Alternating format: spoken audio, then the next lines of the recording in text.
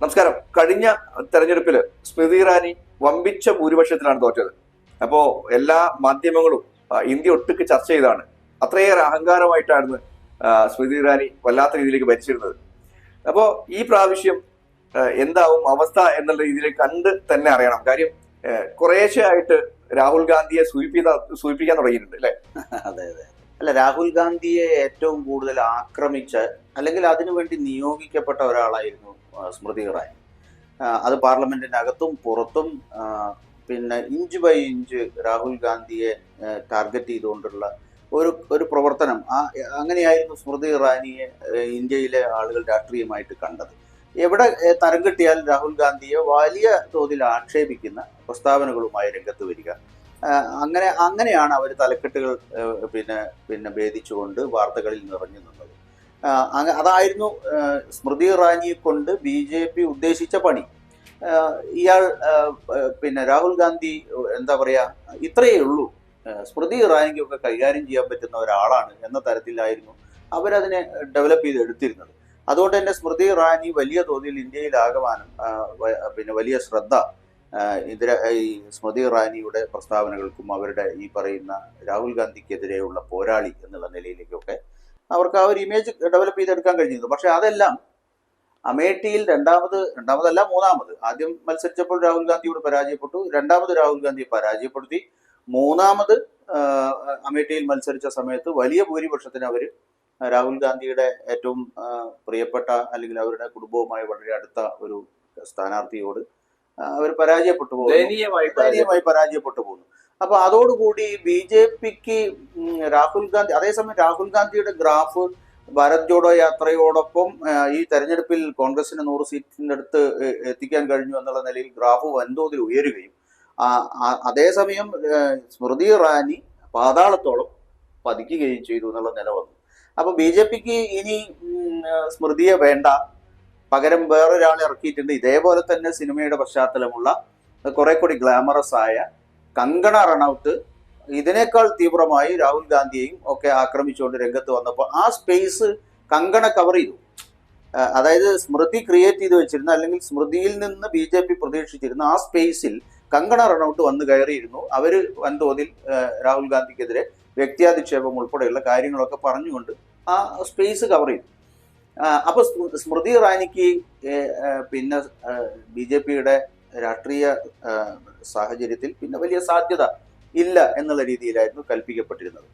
ആ ഘട്ടത്തിലാണ് രാഹുൽ ഗാന്ധിയെ കുറിച്ച് വളരെ നല്ല കമന്റുകൾ, വളരെ ഗൗരവമായ കമന്റുകൾ. നേരത്തെ രാഹുൽ ഗാന്ധിയെ അടച്ചാക്ഷേപിക്കുന്ന അതേ സ്മൃതി ഇറാനി രാഹുൽ ഗാന്ധി പഴയ ആളല്ല, അദ്ദേഹത്തിന്റെ വാക്കുകൾ ശ്രദ്ധിക്കുന്ന ആളുകൾ ഇന്ത്യയിൽ വലിയ തോതിലുണ്ട്, രാഹുൽ ഗാന്ധിയുടെ നീക്കത്തെ BJP വളരെ ഗൗരവത്തോടു കൂടി കാണണം, രാഹുൽ ഇപ്പോൾ ചെറിയ പുള്ളിയല്ല എന്നൊക്കെ പറയുന്ന തരത്തിൽ ഇതേ സ്മൃതി ഇറാനി തന്നെ പറയുന്ന സാഹചര്യത്തിലേക്ക് വന്നു. അതായത് ഇടപെടുകയാണ്. അതായത് സ്മൃതിക്ക് ശരിക്കും ആ പതനത്തോടു കൂടി BJPയിലുള്ള വാഴ്ച അവസാനിച്ചു എന്ന് തോന്നിക്കാണും. അത് മാത്രമല്ല, അതിന്റെ ഇടയ്ക്ക് വേറൊരു സംഭവം ഉണ്ടായി. അതായത് രാഹുൽ ഗാന്ധി നേരത്തെ അദ്ദേഹത്തിനെതിരായിട്ട് മോദി പരാമർശത്തിന്റെ പേരിൽ ഒരു കേസ് വന്നല്ലോ. ആ കേസ് വന്നു, 2 വർഷത്തേക്ക് അത് പിന്നെ ശിക്ഷ വിധിച്ചതിന്റെ ഭാഗമായിട്ട് പാർലമെന്റ് അംഗത്വം ഇല്ലാതായി എന്നുള്ള രീതിയിൽ BJP വളരെ ആഘോഷപൂർവ്വം അദ്ദേഹത്തെ പുറത്താക്കി. തൊട്ടടുത്ത ദിവസം അദ്ദേഹത്തെ വീട്ടിൽ നിന്നും പുറത്താക്കി, ഇല്ലേ? വീട്ടിൽ നിന്നും പുറത്താക്കുന്നതിന് വേണ്ടിയിട്ടുള്ള നടപടികൾ സ്വീകരിക്കുന്ന സമയത്ത് അതിനും പിന്നെ ഇത് ആരുടെയും തറവാട്ട് വക സ്വത്തൊന്നുമല്ല, ഇത് ജനങ്ങളുടെ പിന്നെ വകയാണ് ഈ ഓഫീസ് അല്ലെങ്കിൽ വീട്, അതുകൊണ്ട് തന്നെ MP അല്ലാതായാൽ അതിൽ നിന്ന് ഇറങ്ങിക്കൊടുക്കണം എന്നുള്ള തരത്തിലൊക്കെ അപ്പോഴും രാഹുൽ ഗാന്ധി അറ്റാക്ക് ചെയ്യുന്നത്. കാരണം ഏറ്റവും പ്രയാസകരമായ ഒരു സാഹചര്യത്തിൽ പോലും രാഹുൽ ഗാന്ധി അറ്റാക്ക് ചെയ്യുന്നതിൽ സ്മൃതി ഇറാനി മടി കാണിച്ചിരുന്നില്ല. പക്ഷേ കാലം തിരിഞ്ഞു വന്നപ്പോൾ, നമ്മൾ നേരത്തെ പറഞ്ഞു വന്നപ്പോൾ, അതേ അവസ്ഥയിൽ ഇതേ സ്ഥിതിയിലേക്ക് സ്മൃതി ഇറാനി പാർലമെന്റ് അംഗത്വം ഇല്ലാതായപ്പോൾ മന്ത്രി എന്നുള്ള നിലയിൽ തുഗ്ലക് ലൈനിൽ അവർക്ക് അനുവദിച്ചിരുന്ന വീട്ടിൽ നിന്ന് ഇറങ്ങേണ്ടി വന്നപ്പോൾ സ്വാഭാവികമാണ് കോൺഗ്രസ്സുകാർ അല്ലെങ്കിൽ കോൺഗ്രസിന്റെ സൈബർ പിന്നെ സുഹൃത്തുക്കളൊക്കെ സ്മൃതി ഇറാനിയെ ടാർഗറ്റ് ചെയ്തുകൊണ്ട് ട്രോൾ ചെയ്യുന്ന സാഹചര്യം ഉണ്ടായി. വലിയ തോതിൽ കണ്ണിൽ ചോരയില്ലാത്ത ആക്രമണം ഇതേ സ്മൃതി ഇറാനി ഏറ്റെടുത്ത സമയത്ത്, ഏറ്റുവാങ്ങേണ്ടി വന്ന സമയത്ത് അവരുടെ രക്ഷയ്ക്ക് BJPയുടെ ഒരു സോഷ്യൽ മീഡിയ പിന്നെ ശിങ്കങ്ങളും വന്നു കണ്ടില്ല. ആ ഘട്ടത്തിലാണ് രാഹുൽ ഗാന്ധി പറയുന്നു, ഇനി അവരെ ആക്രമിക്കരുത്, കാരണം ഇത്തരത്തിൽ ഒരാളെ സാമൂഹ്യ മാധ്യമങ്ങളിൽ ട്രോൾ ചെയ്യുന്നത്, ഭേദ്യം ചെയ്യുന്നത് ശരിയല്ല, ഞാൻ അതിനോടൊപ്പമല്ല എന്ന നിലപാടെടുത്തുകൊണ്ട് രാഹുൽ ഗാന്ധി വന്നതും വലിയ തോതിൽ വാർത്തയായിരുന്നു. തീർച്ചയായും അത് ശ്രദ്ധിക്കപ്പെടേണ്ട വിഷയം തന്നെയാണ്. കാര്യം ഈ സ്മൃതി ഒരവസരം കിട്ടിക്കഴിഞ്ഞാൽ ആക്രമിച്ചിരുന്ന ഒരു വ്യക്തി അത്തരം രീതിയിലേക്ക് വല്ലാത്ത ആക്രമണം ശരിക്കും എനിക്ക് തോന്നുന്നു കഴിഞ്ഞ തെരഞ്ഞെടുപ്പില് അല്ലെ കഴിഞ്ഞ ആ ഒരു കാലഘട്ടത്തില് ഏറ്റവും കൂടുതൽ രാഹുൽ ഗാന്ധിയെ വളഞ്ഞിട്ട് ആക്രമിച്ച സ്മൃതി തന്നെയായിരിക്കും എന്നാണ് എനിക്ക് തോന്നുന്നത്. BJP ക്രിയേറ്റ് ചെയ്യാൻ ഉദ്ദേശിച്ചിരുന്നത് ഒരു സില്ലിയായ മനുഷ്യനാണ് എന്നുള്ള അർത്ഥത്തിൽ പപ്പുവാണ് എന്നൊക്കെ പറഞ്ഞുകൊണ്ടുള്ള ഒരു തലത്തിലാണല്ലോ രാഹുൽ ഗാന്ധിയെ അവർ ട്രീറ്റ് ചെയ്തിരുന്നത്. അങ്ങനെ ഒന്നും ഗൗരവത്തോടു കൂടി കാണേണ്ടാത്ത ഒരാളാണ് എന്നുള്ള നിലയിലുള്ള ഒരു ഇമേജ് ബോധപൂർവം ക്രിയേറ്റ് ചെയ്യുകയും അത് ഡെവലപ്പ് ചെയ്യുകയും അതിന്റെ ഭാഗമായിട്ട് ആ മനുഷ്യനെ ആ രീതിയിൽ അടയാളപ്പെടുത്തുന്ന രീതിയിലേക്കുള്ള പ്രചാരണങ്ങൾ നടത്തുകയും ചെയ്തു പോകുന്നതായിരുന്നു BJP. അതിൽ നേതൃത്വം കൊടുത്തയാളാണ് സ്മൃതി ഇറാനി.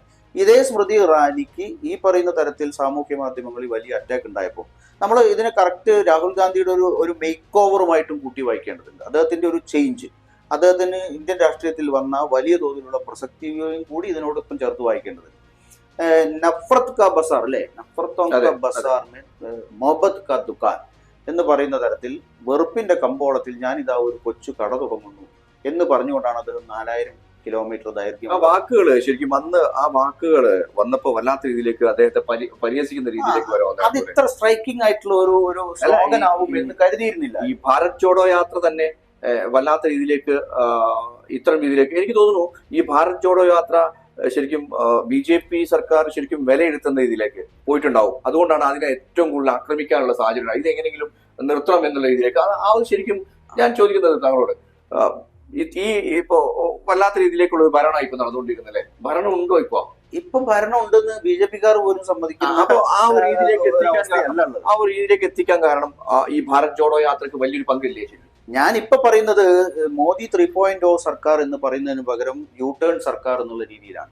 വെച്ച ഫയലുകളെല്ലാം, വെച്ച ബില്ലുകളെല്ലാം, വെച്ച നിയമനിർമ്മാണങ്ങളെല്ലാം പിൻവലിക്കുന്ന, പലപ്പോഴും പാർലമെന്റിൽ സംസാരിക്കുമ്പോൾ നിവർന്നു നിന്ന് സംസാരിക്കാൻ കഴിയാത്ത, മറുപടി പറയാൻ കഴിയാത്ത, എല്ലാറ്റിൽ നിന്നും ഒളിച്ചോടുന്ന, പലപ്പോഴും ഇന്ത്യയിലെ വിഷയങ്ങൾക്കപ്പുറം കൂടുതൽ വിദേശ രാജ്യങ്ങളിൽ താമസിക്കാൻ ആഗ്രഹിക്കുന്ന ഒരു പ്രധാനമന്ത്രിയായി നരേന്ദ്രമോദി മാറി എന്നാണ് കാണാൻ കഴിയുന്നത്.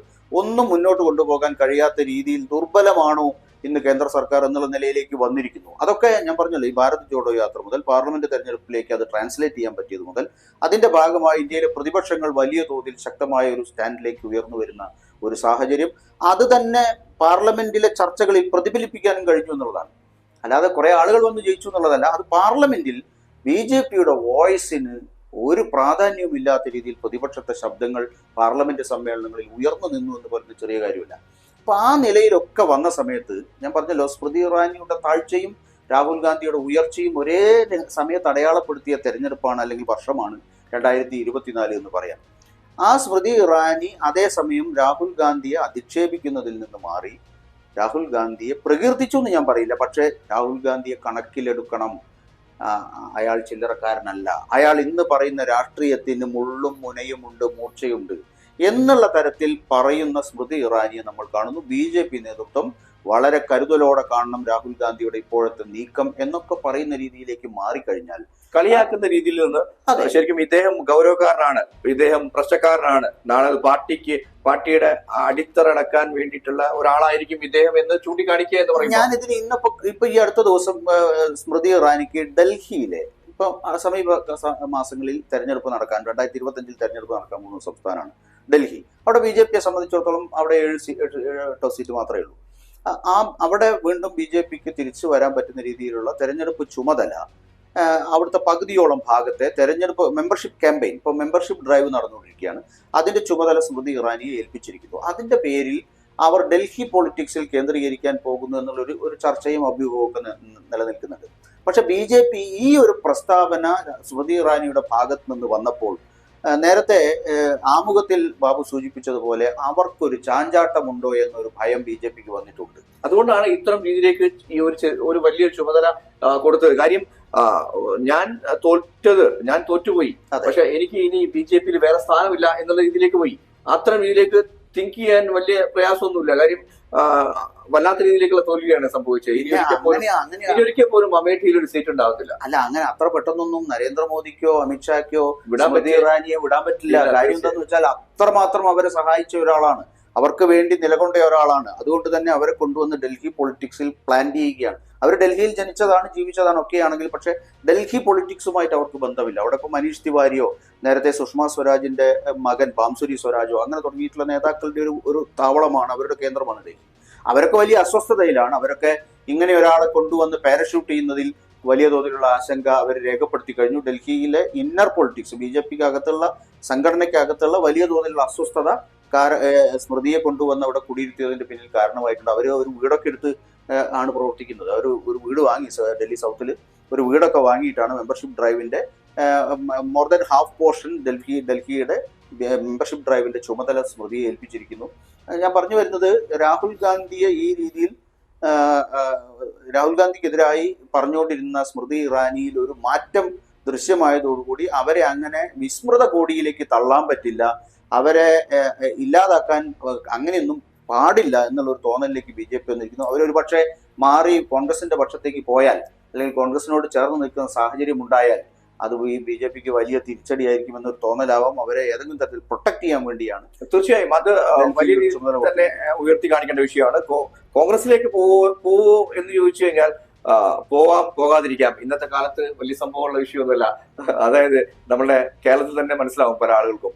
അതായത് പോവാതിരിക്കാം എന്നുള്ളൊരു ചാൻസ്, അതൊന്നും ആർക്കും പോകുമോ ഇല്ലയോ എന്നൊന്നും മനസ്സിലാവാൻ കഴിയാത്തൊരു അവസ്ഥയാണ് ഇന്നലെ രാഷ്ട്രീയ കാലാവസ്ഥ അങ്ങനെയാണ്. അതിനപ്പുറത്തേക്ക് സ്മൃതി ഇറാനിയെ പോലെയുള്ള ഒരാൾക്ക് ഒരു സ്ഥാനവും കൊടുത്തില്ലെങ്കിൽ 100% കോൺഗ്രസിലേക്ക് ചാടാനുള്ള സാധ്യത ഉണ്ട് എന്ന് തന്നെ ഉറപ്പിക്കാൻ കഴിയും. അതൊന്നും അങ്ങനെ നടക്കാത്ത ഒരു കാര്യമാണെന്നൊന്നും പറയാൻ കഴിയില്ല. അപ്പോ തീർച്ചയായും സ്മൃതി ഇറാനി ശരിക്കും ഈ വേറൊരു വിഷയം കൂടെ ഇതിൽ പറയാനുണ്ട്. രാഹുൽ ഗാന്ധിയെ ഇത്രത്തോളം രീതിയിലേക്ക് ഉയർത്താൻ കാരണം കൂടെ, അതായത് ഒരുപാട് ആക്രമിച്ചു കഴിഞ്ഞാൽ അതിന് തിരിച്ചു റിയാക്ഷൻ ഉണ്ടാവും. അതിൽ ശരിക്കും രാഹുൽ ഗാന്ധി നല്ല രീതിയിലേക്ക് ജനങ്ങളുടെ ഇടയിൽ ജനപ്രീതി നേടിയിട്ടുണ്ട് എന്ന് വേണം പറയാൻ. തീർച്ചയായും. നന്ദി, നമസ്കാരം.